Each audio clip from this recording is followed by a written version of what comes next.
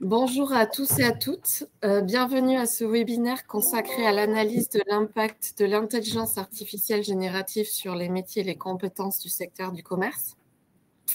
L'IA générative qui est arrivée et qui s'est diffusée transforme déjà nos pratiques professionnelles. Face à cette révolution technologique, les partenaires sociaux des 20 branches professionnelles de l'Opcommerce ont souhaité anticiper les mutations à venir en lançant cette étude. Pour ce faire, nous avons collaboré avec Axel du cabinet S2H et Hugo du cabinet Roland Berger.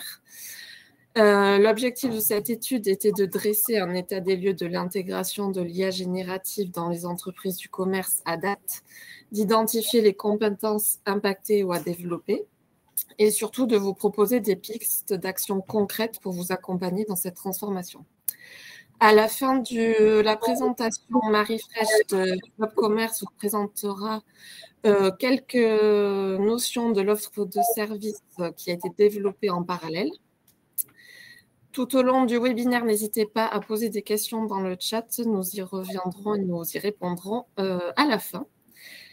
On tient à remercier tous ceux qui ont contribué à l'étude, que ce soit lors des comités techniques ou en atelier. Et nous espérons que ce temps d'échange soit utile pour vous approprier les clés de lecture pour vous aider dans cette transformation en cours. Axel, je vous en prie, je vous laisse la parole. Merci Nadège. Eh bien, écoutez, bonjour à tous. On va commencer ce webinaire par une rapide introduction sur le contexte et la raison d'être de cette étude. Comme vous le savez et comme vous avez pu, je pense aussi le constater actuellement, on a un essor très important de ce que l'on appelle l'intelligence artificielle générative qui transforme rapidement les pratiques métiers dans tous les secteurs. Nous, on intervient également dans d'autres secteurs, donc c'est vraiment une transformation qui a l'œuvre dans un certain nombre de secteurs, y compris le secteur du commerce, puisque dans votre secteur, cela va permettre tout un tas de cas d'usage et d'applications métiers, de création de contenu, d'automatisation ou d'aide à la décision qu'on reverra un peu plus tard avec Hugo. Face à cette nouveauté technologique, donc les branches, comme le disait Nadège, professionnels de l'Opcommerce ont souhaité lancer cette étude avec trois grands objectifs principaux qui étaient d'identifier les impacts sur les métiers et les compétences, d'analyser le niveau de maturité des entreprises. Et ça, on l'a réalisé grâce à une enquête sur laquelle on va revenir, une enquête en ligne, et de proposer un plan d'action structurant qui permette d'accompagner les entreprises dans l'intégration de ces modèles. C'est une étude qui nous a occupé quasiment 10 mois. On vous a remis les grandes séquences de travail. On a eu toute une partie d'étapes préliminaires, de cadrage, de réalisation d'entretiens aussi, avec un certain nombre de dirigeants, d'RH, d'experts et ou de représentants de branches. Donc, on a rencontré environ 15 acteurs clés. On a ensuite réalisé une phase d'état des lieux de l'intégration de l'IA générative et c'est dans ce contexte-là qu'on a fait une enquête en ligne sur laquelle on va revenir de façon plus approfondie. Et cette enquête a été réalisée auprès donc on a contacté 26 000 entreprises et on a eu un peu plus de 1000 réponses. Et puis ensuite, on a réaliser une analyse de l'impact de l'intégration de ces modèles sur les métiers et les activités. Ça, c'est Hugo qui va vous en parler. Également, une analyse de l'intégration de ces modèles sur les compétences. Quelles sont les évolutions de compétences que l'on anticipe de façon prospective dans les prochains temps. Et puis, justement, toute la partie, ce qu'on appelle proposer un plan d'action structurant qui se compose d'un certain nombre d'outils qui sont à la fois une cartographie de l'offre de formation, une revue de presse et puis un catalogue de plans d'action qu'on vous présentera également et que vous retrouverez au sein de ce rapport. Voilà pour cette rapide introduction méthodologique de notre travail et de ce qui a constitué cette étude. Je te donne la main, Hugo, pour la suite. Bonjour à tous, merci Axel. L'objectif est de vous présenter de manière concrète et pragmatique ce qu'on appelle l'intelligence artificielle générative. C'est un mot qui est arrivé il y a 2-3 ans dans dans notre quotidien, un peu comme une comète. Et maintenant, finalement, ce mot est utilisé par l'ensemble des gens à travers le monde, en France, mais aussi à travers le monde. Qu'est-ce qu'on met derrière ces concepts-là? Déjà, la notion d'intelligence artificielle. L'intelligence artificielle est quelque chose que nous travaillons, que la majorité des gens utilisent depuis plusieurs dizaines d'années. Avant, c'était réservé au monde de l'informatique, au monde de l'industrie. Donc, c'était cette capacité à simuler et à demander l'avis à une intelligence dite artificielle, informatique, basée sur un algorithme ou des algorithmes capables d'analyser des données dans des proportions très élevées, plus que l'être humain. Et donc, sur les années 90, 2000, l'intelligence artificielle, ça a été la capacité de calcul, la capacité de raisonnement. La première grande notion d'intelligence artificielle, c'est lorsqu'IBM a développé une intelligence artificielle pour jouer aux échecs et que cette intelligence artificielle a battu le champion du monde d'échecs. C'était la première grande rentrée publique de l'intelligence artificielle. Derrière la notion d'intelligence artificielle, vous avez un autre grand concept qui est maintenant connu quasiment de tout le monde, c'est ce qu'on appelle le machine learning. Le machine learning, c'est une méthode à l'intérieur de l'intelligence artificielle, et donc c'est une sous-activité de l'intelligence artificielle. Le machine learning, c'est cette capacité à entraîner un modèle informatique, un modèle algorithmique, afin de lui apprendre à faire quelque chose de manière automatique ou à prédire dans certains cas. C'est surtout l'apprentissage, si on souhaite être un petit peu dans une forme de vulgarisation. Donc l'intelligence, c'est le modèle, et la machine learning, c'est la capacité d'apprentissage de comment vous allez l'apprendre. C'est là où de nombreuses personnes vont faire des parallèles avec l'éducation avec un être humain. Finalement, vous avez un cerveau et vous avez une méthode pour l'apprendre. Ce qui est arrivé il y a maintenant 2 à 3 ans, c'est cette notion d'intelligence artificielle générative. Aujourd'hui, l'intelligence artificielle générative est aussi une sous-partie de l'intelligence artificielle. Pourquoi? Car aujourd'hui, l'intelligence artificielle générative se repose sur l'intelligence artificielle classique, sur le machine learning. Ce qui est différent, c'est qu'aujourd'hui, vous pouvez communiquer avec une intelligence artificielle à l'écrit, à l'oral, par des mots, par des paroles, indirectement par des dessins, par des musiques, et de même, elle peut vous répondre sur ces mêmes modalités. Ça, c'est un des grands éléments de l'IA générative, intelligence générative, qui n'existait pas avec l'intelligence artificielle dite classique. L'autre grand domaine de différence, c'est cette capacité à créer basée sur une compréhension d'un domaine. Par exemple, vous allez pouvoir demander à une intelligence artificielle générative de composer une musique, de créer potentiellement un texte basé sur des éléments que vous allez lui donner. Donc ça, c'est cette capacité à générer. Cette capacité à générer est basée sur le fait qu'à la différence d'une intelligence artificielle classique, l'intelligence artificielle générative, entre guillemets, on lui a appris à lire, à écrire et à comprendre. Comme si on peut faire un parallèle avec un être humain. Et c'est ça qui permet finalement cette rupture technologique, c'est cette capacité-là. Et à la différence d'un être humain, c'est que cette intelligence artificielle peut apprendre à lire, à écrire et à comprendre, non pas sur une seule langue, mais sur plusieurs langues en même temps. Voilà. Et donc, indirectement, c'est ce qui permet finalement de dire que c'est quelque chose de différent et c'est une évolution de l'intelligence artificielle classique. Mais ça se repose sur les mêmes principes. C'est pour ça que beaucoup de gens disent que l'intelligence artificielle générative, c'est nouveau. Oui et non. C'est nouveau dans la capacité d'interrogation, mais c'est basé sur des technologies très matures. Voilà. Ce qui est aussi intéressant de comprendre derrière la notion d'intelligence artificielle générative, c'est que ça a aussi démocratisé l'intelligence artificielle.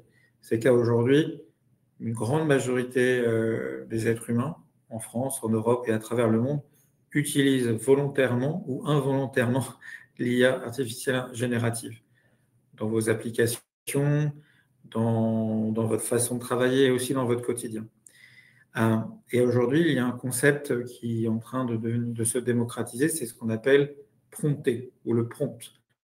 Donc, c'est la capacité d'envoyer un message ou un commentaire à une intelligence artificielle. Et donc ça, c'est très nouveau et ça va être, à mon avis, la grande évolution sur les 10 prochaines années, cette capacité de réinsérer cette IA, si vous le souhaitez ou pas, dans votre quotidien personnel, professionnel, associatif. Et donc, vous avez quelques nouveaux mots qui sont apparus à travers qui maintenant sont quand même devenus quasiment des mots du dictionnaire Larousse. Donc, le prompt, c'est la capacité à poser une question écrite, orale ou un dessin. Le fine-tuning, c'est cette capacité de customiser ou de localiser un modèle. Donc, par exemple, vous avez un modèle qui est entraîné à vous répondre sur les questions liées au football. Fine-tuning, c'est que vous allez lui commencer à l'entraîner, c'est que vous allez lui envoyer des éléments sur le rugby progressivement pour le fine-tuner, pour qu'il soit capable à terme de vous répondre aussi à vos questions sur le rugby. Alors, c'est un peu schématique, mais ça vous donne l'idée du fine-tuning, cette capacité à aller un peu plus loin, à entraîner sur des données supplémentaires sur votre modèle d'intelligence artificielle. Après, vous avez la notion de LLM, Large Language Model. Donc ça, c'est un concept qui est assez fondamental. C'est ce qui permet l'apprentissage de l'oral, de l'écrit et la compréhension. C'est pour ça que ça s'appelle un linguistic model.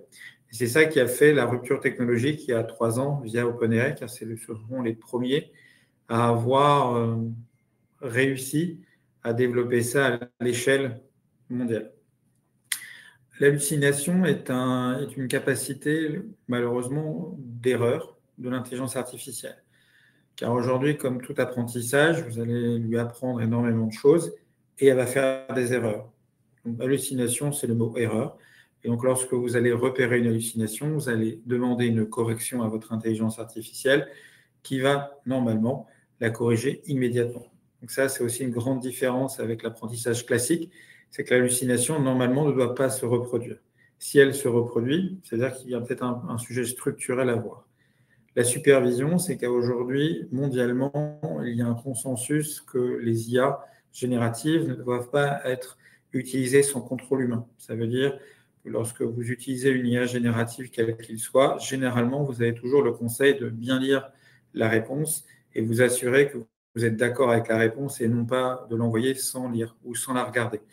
Car aujourd'hui, ça, c'est un vrai sujet. Alors, plus vous allez automatiser des tâches importantes, plus la supervision humaine est importante. Les biais, pour finir, c'est comme toute forme d'apprentissage. L'apprentissage se base sur des données. Donc, malheureusement, les données peuvent être très subjectives comme très objectives. C'est pour ça que beaucoup de modèles qui viennent des États-Unis sont parfois considérés comme des modèles avec une vision américaine du monde. De même, sur des modèles chinois. Aujourd'hui, vous avez Mistral AI, un LLM français. Certaines personnes pensent que cet entraînement est très français. Et c'est pour ça que vous avez tous les grands pays à travers le monde qui essaient de développer leur propre modèle d'intelligence artificielle afin de toujours contrebalancer l'objectivité des modèles. Car c'est très difficile d'entraîner un modèle de manière totalement objective. C'est l'objectif de l'Union européenne qui a lancé un projet d'un LLM dit objectif et on verra qu'est-ce que ça donne. Voilà, je te redonne la main, Axel. Merci Hugo. Avant qu'on rentre sur les autres slides, on souhaitait vous poser une petite question rapide. On avait prévu donc de vous demander à quelle fréquence vous utilisez l'intelligence artificielle générative ou l'intelligence artificielle de façon plus globale, donc soit quotidiennement, hebdomadairement, mensuellement, ou si vous ne l'utilisez pas. Voilà. Comme ça, on va regarder ensemble les résultats pour avoir un peu de visibilité aussi et voir si ça a déjà pas mal évolué depuis notre enquête en ligne réalisée courant du mois de novembre.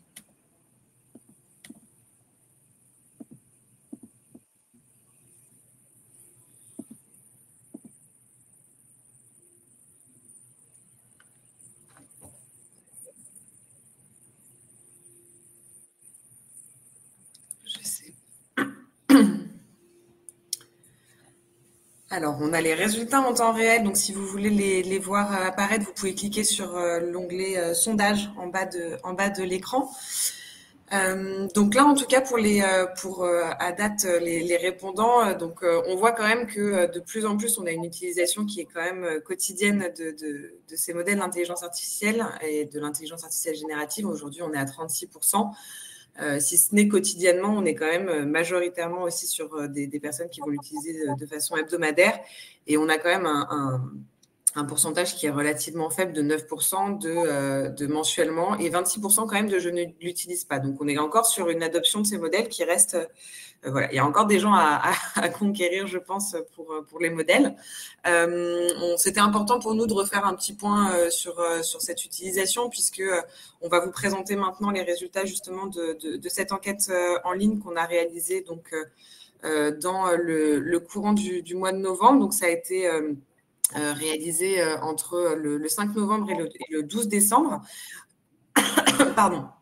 Cette enquête, c'est vraiment un des piliers importants de cette étude, puisqu'elle nous a permis de connecter un nombre de réponses et de retours qui est quand même conséquent. Hein. On a eu 1050 réponses exploitables. Alors certes, ça fait 4% puisque le panel était vaste, mais c'est ce qui nous a permis en tout cas de capitaliser sur… finalement, savoir où est-ce qu'en sont les entreprises du secteur. On vous a remis ici un certain nombre de chiffres clés que je vais vous présenter rapidement. L'enquête est évidemment beaucoup plus fournie et approfondie dans le rapport d'étude. On va investiguer un certain nombre de sujets. Et je vous propose aujourd'hui de vous partager les enseignements les plus importants que l'on a retirés de cette enquête. Ce qu'il faut surtout retenir, c'est d'abord quand même la structure du panel de répondants. On est sur 85% de répondants qui sont des TPE, c'est-à-dire des entreprises de moins de 10 salariés. Ça reflète assez fidèlement finalement le tissu économique du secteur. Donc ça, c'était intéressant aussi pour nous de voir qu'on avait une représentativité dans les répondants. Donc, vous le verrez dans le rapport, mais l'enquête, elle adresse plusieurs sujets. L'idée, c'était pour nous, dans un premier temps, de comprendre un peu finalement où en étaient les entreprises sur ces sujets d'intelligence artificielle générative, quelles étaient leurs stratégies, est-ce qu'elles avaient déployé des choses ou pas encore, quel était le niveau d'exposition aussi perçu des métiers face à ces modèles d'intelligence artificielle générative, et aussi d'avoir finalement une vision des éventuels freins qui pouvaient être à l'œuvre et qui pouvaient freiner les entreprises justement dans l'adoption ou dans la mise en place de ces modèles. On observe que globalement, la majorité des entreprises du secteur, elles en sont au tout début de leur réflexion, puisqu'on a 62% des entreprises qui ont engagé aucune démarche liée à l'intelligence artificielle générative ou à ces modèles, ou en tout cas qui ne l'ont pas formalisé, et qu'on en a seulement 3% qui ont une stratégie formalisée. Ce pourcentage est plus important dans les entreprises de plus de 500 salariés. Et donc ça, c'est aussi une différence que l'on a perçue dans les profils de répondants et dans la façon dont justement les entreprises se sont appropriées le sujet. En revanche, ce qui était important pour nous de noter également, c'est de se dire que finalement, on s'est rendu compte qu'il y avait un usage informel croissant de ces modèles, puisque quand bien même il y a 40% des entreprises qui ont une stratégie formalisée, on a quand même 20% des répondants qui disent que leurs salariés utilisent des outils comme typiquement ChatGPT sans un cadre précis, etc. En ce qui concerne les freins à l'adoption de ces modèles, les principaux retours que l'on a eu et les sujets qui remontent principalement, c'est que finalement, les entreprises, elles ont un manque d'expertise en interne, puisqu'on a 37% des répondants qui expliquent ne pas avoir les compétences nécessaires en interne pour développer ou mettre en place ces outils. On a aussi un autre élément qui est remonté assez fréquemment, qui est le fait que en fait, les entreprises, ou en tout cas les répondants, ont encore du mal à percevoir l'utilité de ces modèles, qu'est-ce que ça peut leur apporter, etc. Et puis ensuite, on a tout un sujet qui est lié au coût d'investissement. Et puis, très rapidement, mais on va revenir un petit peu plus dans le détail juste après avec Hugo sur les cas d'usage dans les différents secteurs. On avait aussi sondé les entreprises pour leur demander, selon elles, quels étaient les métiers qui allaient être les plus impactés par l'intégration de ces modèles. On vous les a remis ici, donc ceux qui ont été le plus... qui sont remontés le plus fréquemment sont les métiers du marketing omnicanal et de la communication, du commerce B2B ou toute la partie fonction support et SAV. Et sur les types d'impact majoritaires qui sont pressentis, on va avoir tous les sujets d'automatisation, notamment des tâches répétitives, des sujets aussi d'amélioration, comme par exemple une meilleure personnalisation, une gain de temps ou une efficacité accrue dans les échanges avec les clients. Et enfin, tous les sujets de création, notamment tous les sujets qui sont en lien avec les nouveaux formats de communication, proposer des contenus générés automatiquement, des services plus interactifs, etc. Et on va approfondir le sujet sur la partie cas d'usage avec Hugo.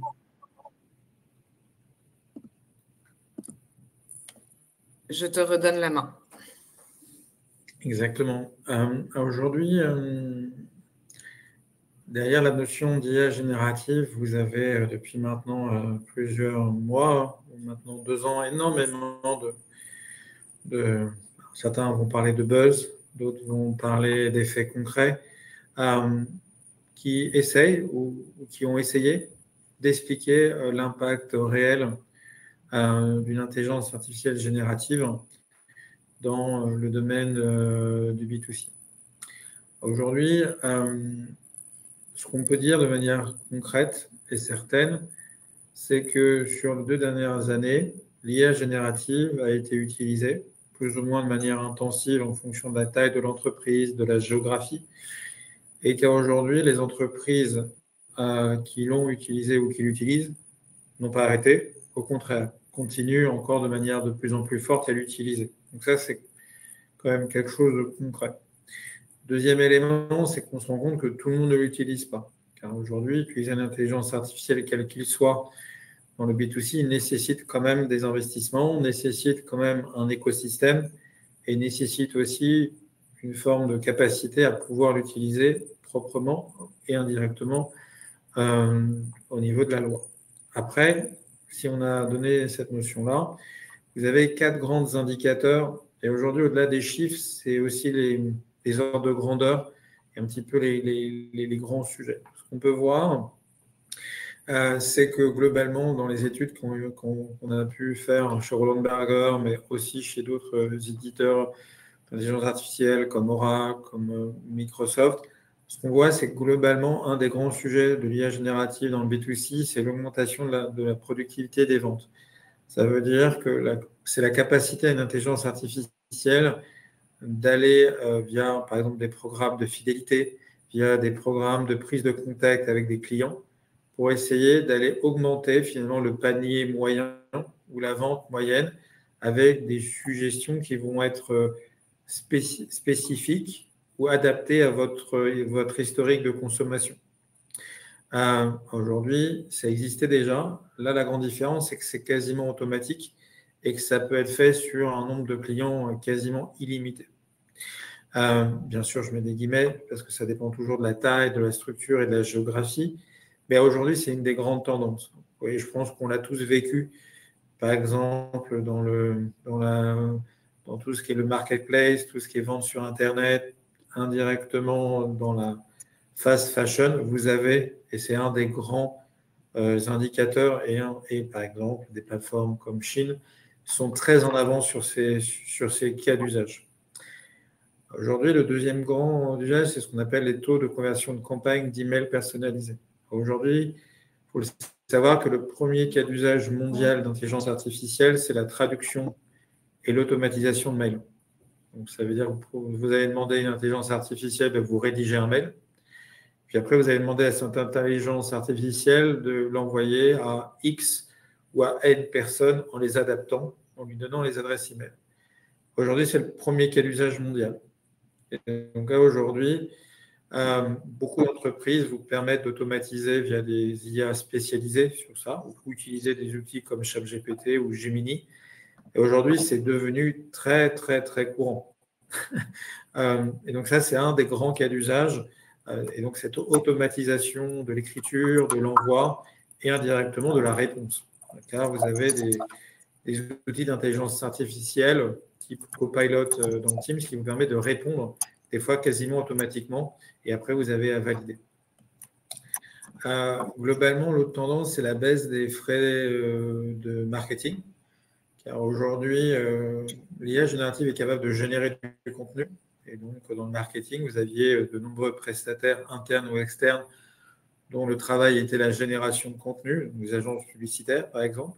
Aujourd'hui, c'est vrai que vous avez de nombreux clients qui vont utiliser des IA pour faire des premiers jets et donc ainsi réduire ces frais de marketing et réinternaliser ce travail-là via des IA avec leurs propres employés. Par exemple, un exemple concret, c'est l'affiche de Roland Garros depuis 2 ans est générée par une IA générative au lieu d'être historiquement créée par un artiste peintre depuis les 30 dernières années. L'autre point, c'est concernant le taux de clic. Aujourd'hui, dans le monde de l'e-commerce, un des indicateurs, c'est le nombre de clics ou indirectement le passage sur les newsletters, les courriels de vente et même sur votre site Internet. Aujourd'hui, maintenant, la plupart des sites Internet sont munis d'outils d'intelligence artificielle pour maximiser le passage sur vos pages et indirectement attirer les bonnes personnes. Aujourd'hui, c'est juste l'évolution de ce qu'on appelle la classification sur Internet. Et là, ça va beaucoup plus loin. Par exemple, des sites peuvent vous référencer parce que vous avez liké un de leurs produits sur Instagram et indirectement, vous allez être appelé par ces sites-là et ils vont développer un contenu pour vous faire rester. Ça paraît un petit peu surprenant, mais aujourd'hui, ça, c'est très automatisé et c'est quand même une des premiers très gros cas d'usage industrialisés de l'IA générative. Voilà.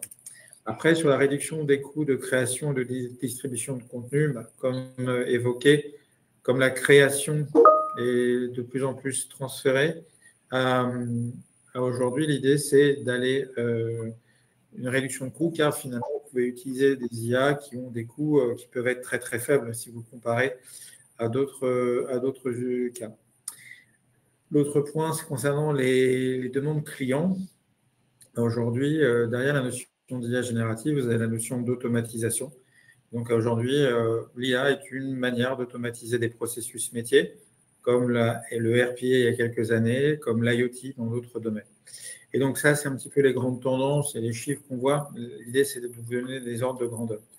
Si on va sur la page suivante, ici, on a essayé de vous montrer sur une chaîne de valeur marketing et des ventes, de manière assez classique, de la recherche jusqu'au service client, sur quel cas d'usage l'IA générative va être utilisée de manière, on va dire, plus forte, et là où il y a déjà quand même des IA entraînées ou non entraînées, européennes ou américaines, qui font déjà des éléments que vous pouvez acheter ou souscrire, et d'autres cas d'usage qui sont un petit peu plus en retrait. Bien sûr, c'est une des tendances, bien sûr, selon votre société, votre cas d'usage, ça peut être un peu différent. Mais basé sur ce que je disais juste avant, clairement, la détection de tendances, identification de demandes, l'IA est capable de vous sortir des choses, bien sûr, basées sur ce qu'elle connaît. C'est pour ça que c'est important, si vous êtes une entreprise sur une certaine zone géographique, de vous assurer que votre IA générative a été entraînée sur des données de votre région. Sinon, elle va vous répondre sur des données qui ne vous concernent pas. C'est un point très important. La création de contenu, la traduction, comme mentionné, c'est vraiment les grands cas d'usage actuels. Et après, vous avez tout ce qui est la notion du client. Donc, c'est comment cibler un client, comment personnaliser votre discussion. Donc ça, c'est le grand cas d'usage de l'IA dans le customer. C'est une IA qui va être capable de tenir une conversation avec un de vos clients, de s'adapter en termes de langage, en termes de ton, et surtout d'essayer de résoudre le problème de manière un peu plus pertinente que un chatbot informatique ou un robot, un RPA. Et en plus, maintenant, c'est qu'elle va répondre à cet usager ou à ce client à l'oral, avec des mots, en lui parlant. Ça, c'est quelque chose qui a commencé. Quand on a commencé l'étude, ça n'existait pas. Maintenant, ça existe. Ça montre bien l'évolution. Et ça, je ne sais pas si quelqu'un l'a déjà utilisé en tant qu'utilisateur. C'est assez bluffant, car vous avez l'impression de répondre, de parler à quelqu'un qui a la réponse à tout. Voilà. Et donc, bien sûr, aujourd'hui, la très grande tendance, c'est le service client. Voilà. Voilà. Peut-être sur la slide d'après. Oui, alors attends, on va aller juste peut-être, Hugo, sur la présentation du rapport, si ça te va. Voilà, donc après, sur le rapport basé sur les éléments qu'on a mentionnés, on a essayé sur un ensemble de métiers portés par Lobco, identifier pour chaque métier les impacts et les opportunités de manière concrète, donc basée sur ce qu'on vient de mentionner, puis de manière un peu plus détaillée en fonction de vos métiers. On a aussi après déterminé les impacts, en gros sur les données, sur la sécurité, et après les opportunités. Et ce qu'on a essayé de faire basé sur les conseils qu'on a pu avoir, c'est qu'on a vraiment été métier par métier et de manière très concrète, et aussi en prenant en compte finalement la taille de vos entreprises afin d'être pertinent. Voilà. Donc, par exemple, sur ce cas de l'e-commerce, une des opportunités, c'est l'automatisation finalement de pas mal de référencements dans l'e-commerce, et on explique comment le faire et comment on peut utiliser. Dans certains cas, on vous met aussi certains noms d'intelligence artificielle que vous allez pouvoir utiliser afin de pouvoir être pertinent sur ces sujets si ça vous intéresse. Pour donner un exemple concret, c'est ce qu'on appelle les chatbots intelligents, donc ce que je parlais juste avant. Ça va être d'utiliser des outils qui vont être capables de répondre à vos clients de manière quasiment automatique, dans plusieurs langues, à l'écrit et à l'oral. Et surtout, vous allez pouvoir finalement lui déléguer pas mal de tâches administratives, et vous allez pouvoir potentiellement faire des tâches à plus de valeur ajoutée. Alors, ce qu'on appelle la notion de digital twin, donc de jumeaux numériques, c'est comment vous allez pouvoir potentiellement utiliser cet outil-là pour vous dupliquer, si je peux me permettre, ce qui vous permet de faire d'autres choses et lui de gérer, si je peux me permettre, le quotidien. Voilà. C'est un peu schématique, mais c'est un des grands concepts qui est en train de se développer dans l'intelligence artificielle. Voilà. Voilà. Je ne sais pas s'il y a des questions, s'il y a des éléments sur ces éléments. Après, je pense que l'ensemble des éléments vous seront fournis. On a vraiment fait cet exercice pour essayer de vous donner quelque chose de concret. Voilà. Merci. On verra peut-être les questions également. On regardera ça. On a gardé un temps de questions-réponses à la fin. Donc, on pourra voir ça également à la fin. Dans la continuité de ce qui constitue ce rapport, donc comme on vous l'a présenté, il y a toute la partie enquête en ligne qui permet de faire cet état des lieux finalement de l'intégration de ces modèles d'intelligence artificielle générative. On a ce que vous a présenté Hugo, donc avec l'analyse par métier et l'impact sur les activités de chacun des grands métiers qui est présenté aussi dans ce rapport. Et ensuite, on a toute une partie d'analyse. On est toujours un peu sur une logique d'entonnoir où on a une analyse de l'impact finalement que vont avoir l'intégration de ces modèles sur les compétences. Alors, dans le rapport, il y a une structuration qui est un peu différente de celle qu'on vous présente ici. Dans le rapport, on a une présentation globale, donc où on vous présente l'impact macro sur l'ensemble des compétences du secteur, où on a une distinction entre les compétences comportementales et les compétences techniques, puis un focus directement sur chacun des grands métiers et quelles sont les compétences qui vont évoluer dans chacun des grands métiers. Aujourd'hui, on va vous faire la présentation sur vraiment l'impact sur les compétences au global du secteur, donc techniques et comportementales. Sur cette première slide, l'idée c'était de vous présenter le fait que sur les compétences qu'on appelle comportementales, l'intégration de ces modèles va vraiment reconfigurer justement l'ensemble de ces compétences, et notamment sur tous les sujets de compétences humaines, relationnelles, cognitives, etc., qui sont, je dirais, très spécifiques aussi à votre secteur et qui caractérisent votre secteur. Un des premiers éléments qu'on a identifié et qu'on a aussi aussi co-construit en atelier avec des représentants d'entreprise, c'est l'idée de se dire qu'on va avoir un renforcement de la communication humaine. Certes, les modèles d'intelligence artificielle générative vont produire du contenu, mais ils n'iront pas toujours dans la subtilité de comprendre certaines situations complexes, certaines spécificités, certains contextes particuliers ou dans tous les sujets de gestion un peu plus émotionnelle. Et donc, finalement, les collaborateurs vont devoir être capables également de reformuler, de contextualiser, d'adapter les réponses qui sont fournies par ces modèles lorsqu'il s'agit finalement de répondre à un client ou de faire passer certains messages dans des contextes qui sont spécifiques. Ce qui va aussi impliquer de devoir, pour les collaborateurs, être en mesure de vulgariser les recommandations qui peuvent parfois être un peu techniques, formulées dans des langages qui sont parfois un peu plus complexes, et donc d'être en mesure de vulgariser ces éléments, que ce soit en B2C ou en B2B, donc à destination de collègues, de clients ou de partenaires. On a aussi tout un sujet qui est de finalement créer une dynamique différente, et c'est ce qu'on appelle là de créer de nouvelles dynamiques relationnelles avec les modèles d'intelligence artificielle générative. C'est des nouvelles dynamiques qui vont être entre l'humain finalement et ces modèles, parce que on va avoir donc une reconfiguration finalement des activités. Certes, on va avoir des modèles qui vont permettre de libérer du temps, notamment par exemple en prenant en charge un certain nombre de tâches répétitives, et donc les collaborateurs vont pouvoir se reconcentrer sur des tâches à plus forte valeur ajoutée, où on va avoir besoin d'une écoute, d'une analyse plus fine du besoin, d'une adaptation du discours, comme je disais précédemment. Et donc, on va avoir un besoin de fluidifier les interactions entre ces modèles d'intelligence artificielle générative qui vont se retrouver un peu en première ligne, et les collaborateurs et l'humain qui vont être un peu en soutien et qui vont reprendre la main potentiellement lorsque la situation devient plus complexe, etc. En lien avec ça, on a aussi tous les sujets qui sont de se dire comment on manage aussi. On a un management qui va être de plus en plus hybride entre justement l'humain et l'intelligence artificielle générative. Et donc, on va avoir une évolution également de ces compétences managériales sur ces sujets.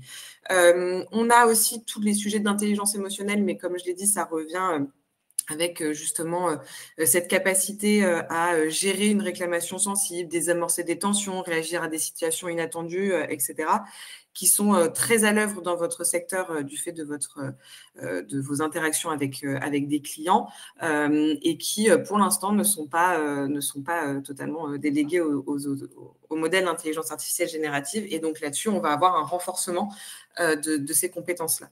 Et puis, un des derniers points qui est pour nous primordial sur l'évolution des compétences, c'est le développement de l'esprit critique. Pourquoi ? Parce qu'en fait, les collaborateurs vont devoir apprendre à évaluer la qualité des résultats générés par les modèles, identifier également les potentielles incohérences, reconnaître également des biais potentiels, et tout ça demande une montée en compétences assez importante sur justement cette capacité à développer un esprit critique et une capacité de recul.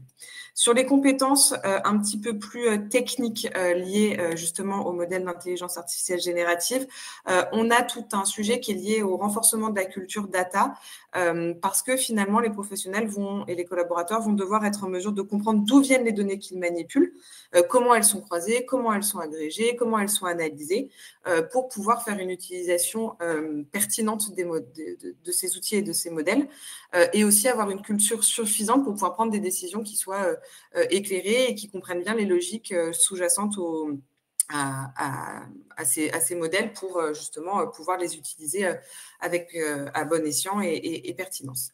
On a aussi tout un sujet qui est sur le prompt engineering, qui est la base même de ces modèles d'intelligence artificielle générative. Il s'agit donc, comme l'a dit Hugo en introduction, de formuler des requêtes précises, claires et contextualisées pour qu'on ait des réponses qui soient pertinentes des modèles. Et ça, c'est vraiment une compétence qui va devenir de plus en plus stratégique dans les prochains temps. Et puis, une dernière compétence, c'est tout ce qui va être lié à la maîtrise des enjeux éthiques et réglementaires, puisqu'en fait, on a autour de ces modèles des questions majeures que l'on retrouve, qui sont le respect de la réglementation de la protection des données personnelles. On a aussi tout le sujet des risques de biais algorithmiques, des risques également de faux, d'hallucinations dont parlait Hugo. Et donc, on a vraiment cette notion de maîtriser les enjeux éthiques et réglementaires qui sont qui sont liées à l'utilisation de ces outils, et on reviendra dessus puisque là-dessus, il y a tout un tas d'actions aussi au-delà de la formation et de l'évolution des compétences qui peuvent être mises en place, avec notamment, par exemple, le développement de chartes éthiques au sein des entreprises, etc. Donc ça, c'est pour la vision assez rapide sur les compétences, en sachant que donc, je vous réinvite à aller lire le rapport, mais dans le rapport, on a une vision plus détaillée et puis justement une vision par métier qui peut être intéressante d'aller consulter. Sur la suite du rapport, on a… alors là, on passe plutôt sur la partie, ce qu'on avait appelé dans l'introduction, fournir en fait des outils qui permettent d'intégrer correctement ces modèles. On a proposé donc une cartographie de l'offre de formation. L'idée, en fait, c'est que quand nous, on a commencé à faire ce travail justement sur l'offre de formation, on s'est rendu compte que l'offre restait encore un peu difficile à lire, pas toujours très intelligible, etc. Il y a beaucoup de termes, c'est très fourni maintenant. Et donc, on a souhaité pouvoir mettre en lumière à la fois les points forts actuels de l'offre et puis ses faiblesses, et puis aussi vous donner un premier catalogue qui n'est pas exhaustif parce qu'il y a beaucoup de choses et puis ça change beaucoup et ça évolue beaucoup, mais en tout cas, vous donner un point de départ pour avoir un outil de clarification sur la cartographie de l'offre de formation. Actuellement, les points forts de l'offre de formation sur l'IA, l'IAG, qui est un bloc un peu conséquent et dans lequel on retrouve un certain nombre de notions, c'est qu'on a quand même une richesse croissante. On a beaucoup de formations qui se développent sur le sujet. On a des formats qui sont assez divers et ça, c'est aussi un des points forts de cette cartographie et de cette offre actuelle. Et puis, on a beaucoup d'acteurs de formation, donc ça permet d'avoir quand même un panel d'offres qui est relativement large. En revanche, on a parfois des offres qui sont assez dispersées ou trop techniques, c'est-à-dire qu'on va avoir difficilement une formation sur l'IAG au global, ou alors elle va rester très macro. On va plutôt rentrer de façon très spécifique sur des aspects très techniques, ou sur juste le prompt engineering, ou sur la donnée, ou des choses comme ça. Et donc, on a peu de formations un peu généralistes.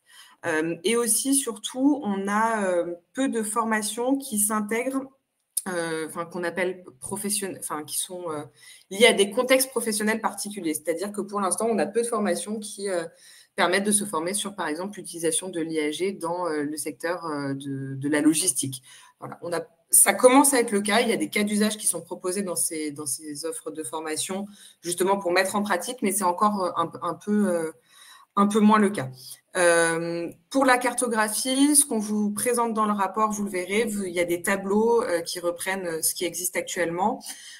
On l'a distingué en plusieurs axes. On a d'abord fait un tableau sur les cursus généralistes qui existent, ensuite sur la partie sur les formations un petit peu plus sectorielles, les dispositifs qui sont portés par l'Opcommerce, les formations qui sont répertoriées par les CARIFOREF, et ensuite des accompagnements plutôt à la reconversion, transition professionnelle, etc. Donc voilà pour la cartographie de l'offre de formation, qui est un outil qu'on met à disposition donc, dans ce rapport pour accompagner la montée en compétences aussi sur ces sujets-là. On vous a remis ici, donc ça c'est un des tableaux que vous retrouverez dans le rapport. Donc généralement, vous avez pour chacun des axes que je viens de vous présenter, on a une présentation donc, de l'établissement ou de l'organisme, de l'intitulé du programme, des termes couverts, la durée de formation, le public cible, le mode de formation, est-ce que c'est en présentiel ou en ligne, les certifications, les inscriptions au RNCP et l'éligibilité au CPF. Un autre outil qui vous est présenté dans le cadre de ce rapport, c'est la revue de presse. Cette revue de presse, l'objectif, c'était vraiment de fournir une veille qui soit ciblée, pédagogique et actualisée pour faciliter l'appropriation des notions clés de l'intelligence artificielle générative. On a construit cette revue de presse par niveau de maturité, c'est-à-dire que, alors, c'est toujours difficile de faire rentrer des livres blancs, des webinaires, etc., dans des cases, mais l'idée, c'était de se dire, si vous êtes plutôt sur un début de réflexion ou des premiers pas dans l'IA, voici les ressources que vous pourrez trouver et sur lesquelles vous pourrez vous appuyer pour vous pour vous former ou pour vous sensibiliser au sujet. Si à l'inverse, vous êtes plutôt sur une exploration pratique et que vous commencez à rechercher des cas d'usage, voici les ressources que vous pouvez trouver. Également, on a un autre niveau de maturité qui est pour approfondir, donc on rentre dans des enjeux un petit peu plus techniques, la maîtrise des applications, etc. Et puis le dernier, c'est pour devenir plutôt expert, quelles sont la vision de l'avenir, des visions plus prospectives et des stratégies avancées de déploiement de ces modèles. Donc ça, c'est voilà comment est structurée cette revue de presse. Je vous montre juste 2 exemples qui sont dans le rapport et puis on pourra vous envoyer à l'issue de ce webinaire justement la synthèse au format PDF de cette revue de presse. Dans chacun de ces grands axes que je vous ai présentés, donc pour débuter, pour approfondir, etc., vous retrouverez des encarts où vous avez donc le titre de la ressource. Donc là, par exemple, le MOOC IA et RH de Youno, un petit texte qui vous explique ce que vous allez retrouver dedans. Et puis, selon les ressources, donc quand c'est un livre blanc, vous allez avoir le nombre de pages, la langue. Et puis, quand c'est un MOOC ou autre, vous allez avoir, par exemple, la durée. Si c'est des podcasts, c'est le nombre de podcasts, etc. Et puis, on vous a mis également les accès. Il y a certains, typiquement, le MOOC IA et RH, il est pas encore commencé, mais si je crois qu'il est commencé maintenant. Et ensuite, je pense qu'ils en remettront un, mais comme il était très intéressant, on vous a mis la date de validité.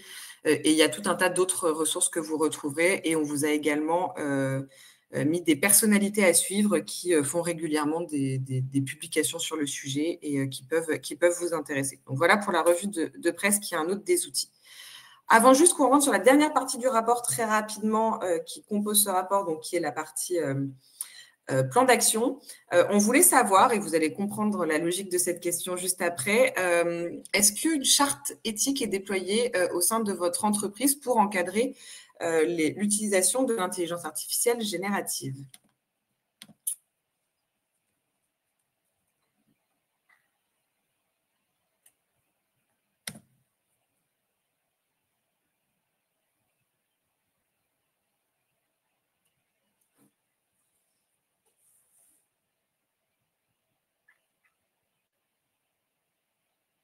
Alors, je vois pour l'instant que sur le sondage, on est à 42% de oui et 42% de non, et 16% de personnes qui ne savent pas. Oui, 41. Je vais en profiter avant que le oui devienne vraiment, bon, bah, c'est trop tard, plus prioritaire, parce que c'était une des actions qu'on souhaitait vous présenter qui nous paraît vraiment importante justement à mettre en place. En l'occurrence, je vois que pour les participants aujourd'hui, la majorité des entreprises ont déjà mis en place une charte éthique, donc bah, c'est très bien, tant mieux. L'idée donc qu'on souhaitait avoir dans ce rapport sur le catalogue de recommandations, c'était de soutenir l'appropriation de ces modèles et de ces technologies, et dans ce contexte-là, de vous proposer un ensemble de fiches actions qui sont réparties donc au sein d'un catalogue. Ces fiches actions, elles sont réparties selon des phases de déploiement et de maturité. Donc, on a des fiches que vous allez retrouver dans la partie sur toutes les actions qu'on peut mettre en place lors de la phase de réflexion et de préparation stratégique avant le déploiement effectif. Donc, comment on structure notre réflexion avant de déployer un outil. Ensuite, on a également toutes les actions qui peuvent être mises en place lors de la phase de mise en place des premiers modèles, c'est-à-dire que je commence à déployer quelque chose, j'ai besoin d'une montée en compétence de mes équipes, quelles sont les actions que je peux mettre en place, etc. Ensuite, on a toutes les actions qui peuvent être davantage mises en place lors de la phase d'expérimentation pour adapter correctement les usages et identifier les meilleures pratiques, faire des retours d'expérience avant une généralisation. Et puis, on a les actions pour les entreprises qui sont plutôt assez avancées sur le sujet et qui sont dans des phases d'optimisation et d'amélioration continue une fois que les modèles sont largement adoptés dans l'entreprise. Je vais revenir sur 2 cas spécifiques, sur 2 fiches spécifiques, mais toutes ces fiches sont construites de la même façon. On a un tableau synthétique au début donc, de cette fiche que vous retrouvez ici, qui là paraît très dense, mais qui est, je vous rassure, plus digeste dans le rapport. Vous voyez, il y a 16 fiches actions. On les a donc réparties par phase, donc on vous a remis à chaque fois dans quelle phase ces actions s'intègrent, et surtout, on a aussi mis les entreprises concernées. L'idée, c'était de se dire, finalement, il y a peut-être des actions qui sont plus à destination des grandes entreprises et des ETI, comme par exemple la création d'un comité de gouvernance IA, et peut-être d'autres qui sont à destination de l'ensemble des entreprises. Il n'empêche que c'est pas...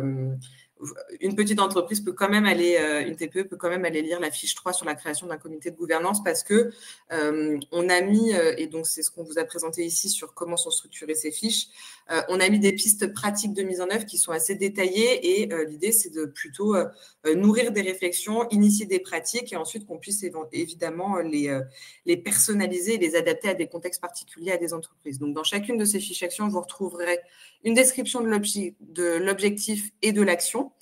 Quelles sont les populations concernées par cette action, les responsables de l'action et les rôles de chacun. Ça, évidemment, ça va évoluer dans l'ensemble des entreprises puisque potentiellement, on n'aura pas toujours les mêmes organisations et les directions ne seront pas faites de la même façon dans chacune des entreprises.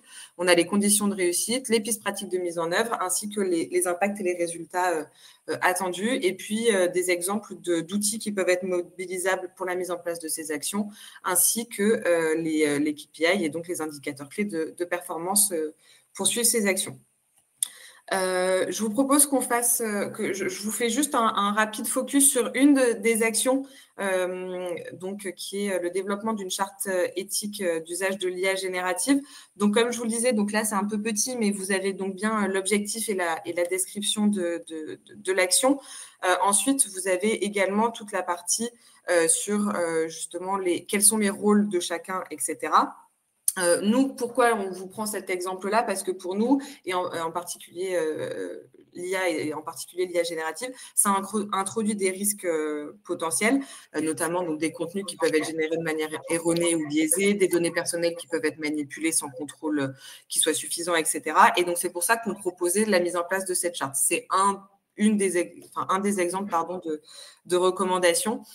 Et cette fiche action, par exemple, va détailler les objectifs concrets de la charte, sensibiliser les collaborateurs, définir des usages autorisés, responsabiliser les utilisateurs, etc.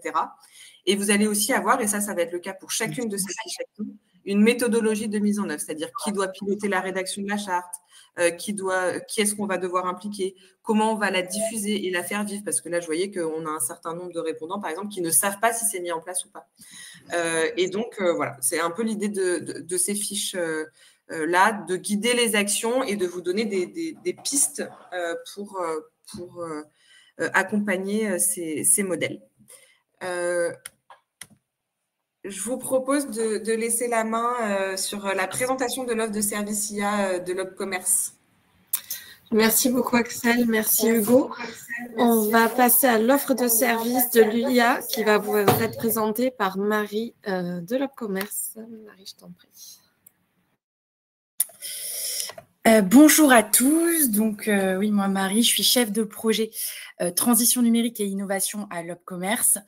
Et donc, dans la lignée un petit peu de cette étude qui vous a été présentée et pour répondre justement à l'essor de l'IA générative et pour répondre à tous les besoins exprimés en fait par les entreprises de toutes les branches professionnelles confondues. Donc, des vrais besoins de s'informer, se former, être accompagné sur l'intelligence artificielle. On a lancé la création d'une offre de service donc dédiée à l'IA. C'est une offre qui a été créée, structurée et expérimentée donc, dans 3 régions en 2024 et qui s'est lancée là au national en 2025 et qui continue de se lancer petit à petit avec une consolidation et un enrichissement de cette offre prévue pour 2026. Cette offre, elle est déclinée en 3 piliers, donc avec une clé d'entrée, toujours la même, un test de positionnement pour aider en fait les entreprises à évaluer leur niveau de maturité en matière d'IA, voir un peu où elles en sont. Ce test, il va permettre en fait nous à l'Opcommerce d'orienter les entreprises vers les services les plus adaptés à leurs enjeux et à leurs besoins du moment. Et donc voilà, que ce soit un besoin en termes de sensibilisation. Donc, on a des dispositifs qui vont permettre de les sensibiliser, les informer. J'y reviendrai très rapidement. Donc, c'est des dispositifs qui sont destinés à des entreprises d'un niveau de maturité 1 à 2, des niveaux de maturité plutôt débutants. Ensuite, des outils de formation pour tout niveau confondu. Donc, un vrai catalogue qu'on essaye de mettre en place, un petit peu un catalogue thématique sur l'IA qui va permettre de répondre aux enjeux des entreprises du commerce. Et enfin, des accompagnements proposés, personnalisés, afin pour les entreprises qui souhaitent se lancer, structurer leur stratégie sur l'IA et anticiper l'impact aussi sur les ressources humaines. Donc là, des dispositifs adaptés aux entreprises de niveau 2, 3, qui sont déjà dans une stratégie de « on veut y aller, qu'est-ce qu'on fait pour le faire bien ?» Et l'idée, c'est d'avoir des dispositifs qui correspondent à toutes les tailles d'entreprise. Donc des ressources pour se sensibiliser à l'intelligence artificielle, donc un catalogue de webinaires thématiques au national et en région, des ateliers, des cafés du commerce qui sont proposés gratuitement pour les entreprises qui veulent s'informer, se sensibiliser sur l'IA, les enjeux éthiques, comment on l'utilise, pourquoi, à quoi ça sert. Et enfin, tout un catalogue de ressources en ligne sur l'IA Box qui est disponible sur le site internet de l'Opcommerce, avec des articles, des podcasts et même un serious game digital mis à disposition gratuitement pour toutes les entreprises qui le souhaitent. Enfin, on a parlé avant des formations pour enrichir donc, les compétences donc, des entreprises. Donc, un catalogue de formation sur une offre dédiée à l'intelligence artificielle qui va être disponible à partir de septembre au fur et à mesure. Et là où on a lancé 10 lots qu'on est en train de dépouiller, il y a une offre effectivement qui est très très riche sur le sujet de l'IA. On a eu beaucoup de réponses des organismes de formation. Et donc, c'est des lots qu'on a identifiés comme prioritaires à mettre en place dans le catalogue de formation, des lots d'introduction, d'outils et technologies de l'IA générative, mais aussi plutôt une approche aussi par fonction sur la vente, l'approvisionnement, les ressources humaines, et aussi une partie éthique, gestion du changement, bonne pratique. On a vraiment essayé de réunir toutes les thématiques de formation qui nous semblent les plus essentielles et correspondent le plus aux besoins des entreprises aujourd'hui. Et enfin, en parallèle et en accès gratuit pour toutes les entreprises, tous nos adhérents, la plateforme Edflex, où il y a à disposition 4 parcours pour se former sur l'intelligence artificielle et ses usages dans le commerce. Et enfin, un troisième pilier, donc des diagnostics, des accompagnements pour accompagner en fait la transition numérique donc, des entreprises avec une offre de cap sur le digital, l'aide à la digitalisation pour les entreprises et aussi donc une offre conjointe, un cap sur l'intelligence artificielle. Il y en a déjà plus de 70 en cours avec des entreprises qui ont été très intéressées par le sujet. Et donc, c'est des prestations donc, réalisées avec des cabinets de conseil partenaires qui s'organisent sur 2 à 5 jours pour répondre en fait aux besoins spécifiques de l'entreprise, à ses enjeux, et qu'elle puisse créer une feuille de route structurée, réfléchie et évaluer les opportunités, les risques, les outils et anticiper les impacts sur son activité. Voilà pour résumer très brièvement l'offre de services qui se lance toute cette année et qui est déjà lancée pour l'Opcommerce sur l'intelligence artificielle. Merci beaucoup, Marie. Nous allons passer aux questions-réponses. Alors, Axel, Hugo. Oui. Alors, attendez, j'ai perdu le son, mais je vais vous retrouver dans quelques secondes. Il y avait une question sur l'inscription aux revues de presse. Alors, je sais pas. Oui, alors, je viens de vous envoyer les revues de presse et les fiches actions. Il y a une question de M. Fiorini sur est-ce qu'on doit avoir un poste spécifique d'une personne gérant toutes les contraintes légales liées à l'IAG ou qui peut aider à se former? Alors, pour le coup, je pense que ça dépend fortement de l'organisation de l'entreprise et de comment est structuré le sujet au sein de l'entreprise, de la taille aussi de l'entreprise. Donc ça, je ne serais pas forcément en mesure de vous répondre sur l'organisation du traitement de ces sujets. Qui peut aider à se former? Alors, sur les contraintes purement légales, il y a en effet des formations, je pense, sur le sujet. On n'a pas fait de focus sur les formations légales dans le rapport, donc on pourrait essayer de chercher aussi sur ce sujet-là. J'ai vu que vous aviez posé une question sur quoi mettre finalement aussi dans une charte d'utilisation de l'IA dans l'entreprise. Ça, de nouveau, ça reste évidemment à la main de l'entreprise quand elle va le rédiger. Mais l'objectif finalement de cette charte, c'est de présenter un peu les objectifs. Qu'est-ce qui vise à encadrer? Est-ce que c'est l'usage des outils au sein de l'entreprise? Est-ce que c'est aussi l'usage des outils sur potentiellement des téléphones personnels, etc. On peut mettre dans cette charte également tous les sujets du périmètre d'application. Est-ce que c'est pour l'ensemble des salariés qui utilisent des outils intégrants de l'IA, que ceci soit public ou pas, etc., ou intégré au logiciel interne. On a tous les sujets un peu d'éthique, c'est-à-dire la transparence, la responsabilité, la non-discrimination, tous les sujets qui sont les sujets de confidentialité qui sont très importants. Et puis, généralement, ce qu'on retrouve aussi, et encore une fois, c'est des exemples, hein, c'est pas...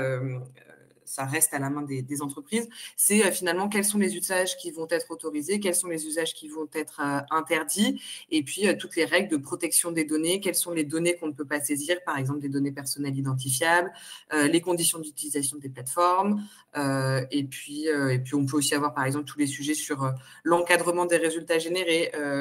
On peut faire de la sensibilisation justement sur, et c'est en lien avec tous les sujets sur l'esprit critique et la capacité de recul, sensibiliser aussi dans cette charte autour du fait qu'il faut que ces résultats soient relus, modifiés, validés, etc. Donc ça, c'est ce qu'on peut mettre dans une charte. Et je voyais aussi une question sur le sujet de l'emploi. Donc sur ce sujet de l'emploi, doit-on s'attendre à des renouvellements d'emplois importants dans nos métiers? Quels métiers en danger? Pour le coup, sur le rapport, c'est un sujet sur lequel on n'était pas missionné. Donc on n'a pas été sur l'impact sur les métiers déjà parce que c'est compliqué d'avoir, comme on est quand même sur une vision qui est très prospective, c'est-à-dire qu'on se projette quand même sur des outils qui vont gagner en maturité, qui sont dans une logique d'amélioration continue, on a du mal à identifier très clairement l'impact sur les métiers, et surtout parce qu'en plus, l'impact sur les métiers va fortement dépendre des stratégies d'adoption des entreprises, c'est-à-dire qu'en fonction de la stratégie d'adoption, de la rapidité aussi d'adoption et des outils qui vont être déployés, on va avoir des impacts sur tel ou tel métier. Pour l'instant, nous, ce qu'on pressent, c'est qu'il va évidemment y avoir potentiellement des impacts sur les métiers, mais on ne pressent pas nécessairement des diminutions très fortes d'effectifs ou des choses comme ça. Pourquoi? Parce qu'en fait, on se rend compte qu'on aura quand même besoin, et c'est ce qu'on disait nous sur l'évolution des compétences, d'une validation humaine, et surtout dans votre secteur où on est quand même sur une relation émotionnelle, humaine avec le client, que ce soit en B2C ou en B2B, qui est important et sur lesquels on a du mal, où les modèles ont encore du mal à aller. Alors, il y a évidemment des tâches qui vont disparaître, mais globalement, ce qu'on voit, c'est plutôt je dirais un principe de vase communicant avec des tâches qui vont disparaître, et la possibilité de se reconcentrer sur des tâches à plus forte valeur ajoutée. Et donc, voilà, on est plutôt sur cette vision-là, et en tout cas, on n'a pas travaillé, nous, sur l'impact quantitatif sur les métiers. Je ne sais pas si on a répondu. Alors, je regarde rédige en collaboration avec des élus. Oui, tout à fait. Sur la rédaction de la charte, ça peut être nous, et je crois, il faudrait que je me rappelle plus exactement toutes les fiches, mais quand on l'a rédigé, je crois que c'est ce qu'on proposait. L'idée, c'était de se dire qu'en effet, il faut proposer on peut proposer en tout cas des groupes de rédaction qui intègrent à la fois la partie direction, la partie aussi opérationnelle et les élus. Et la partie opérationnelle est aussi très importante parce que ça permet de faire remonter les réalités du terrain. Et donc, on propose en tout cas sur la façon de la mettre en place de faire des ateliers de co-construction avec un certain nombre de personnes pour rédiger cette charte. Je pense qu'on est arrivé au bout des questions. Merci beaucoup. Merci à tous. Merci Axel. Et bonne journée et bel été. Merci beaucoup.